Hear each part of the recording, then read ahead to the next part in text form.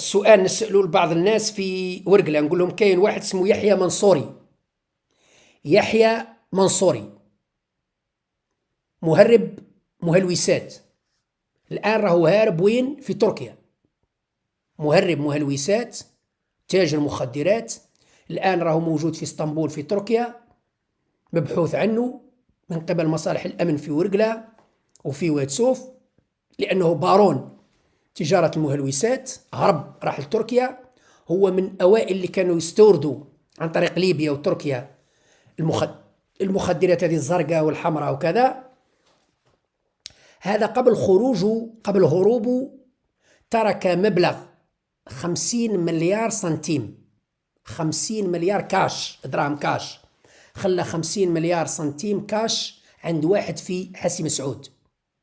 جماعة حسي مسعود نقول لهم من هو ولماذا وأين صرف هذا المواطن في حسي مسعود 50 مليار؟ وين صرفها؟ خليكم انتم تجاوبوا، لأنه الإجابة أنا عندي نص، والنص نستناكم انتم تجاوبوني للحلقة القادمة. الرسالة الثانية إلى أستاذة بورنان نعيمة. دكتورة بورنان نعيمة مديرة معهد العلوم السياسية، ذكرتني في إسماعيل دبش. نقول لها باللي يا دكتورة نعيمة، ما كان له تعتمدي على أمين بالعزوق اللي وعدك أنه يتكلم مع الوزير بداري باش يعينوك وينصبوك مديرة، لأنك الملف مرفوض. أنا تكلمت على الموضوع هذايا لأنه أمين بالعزوق هو اللي سرب المعلومة. أمين بالعزوق سرب معلومة، قال باللي الملف نتاع نعيمة، هذه المديرة يسموها بورنان نعيمة مديرة المعهد، قال باللي راهم رفضوه المصالح الأمنية، وأنا تدخلت باش يعاودوا يوافقوا عليه، والملف راني وصيت وزير التعليم العالي بالداري وراهو هناني باللي ينصبها. مقابل ماذا؟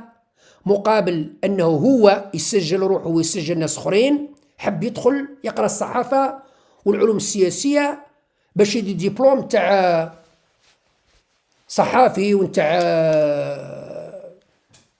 ماستر في العلوم السياسية، باش غدوة يزوغ. قال هاني قاري ونخدم في قناة الحياة. هذه المعلومات الدقيقة سربها أمين بالعزوق لصحابه، ولكن ما هو ما على بالوش باللي راهو صحابه يسربوها وتوصل بنزديرة، وبنزديرة يكشف المسطور.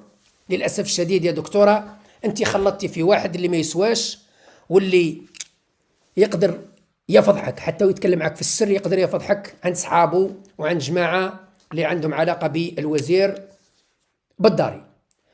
الأمر الثاني أو الثالث، مثل ما خبرت نعاود نقدم نداء للمناضلين والنشطاء في الولايات.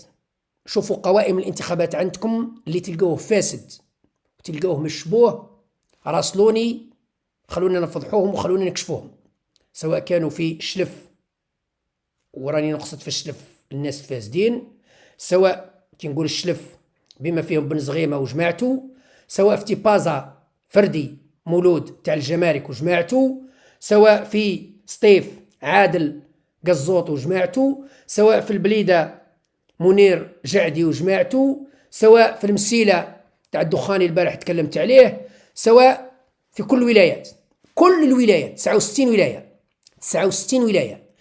أي أسماء مشبوهة، أي أسماء منبوذة بالأدلة، ارسلوا لي، خلونا نكشفوا جدهم الحلوف بالحلوف ونفضحوهم للرأي العام ونقطعوا عليهم الطريق. أوكي.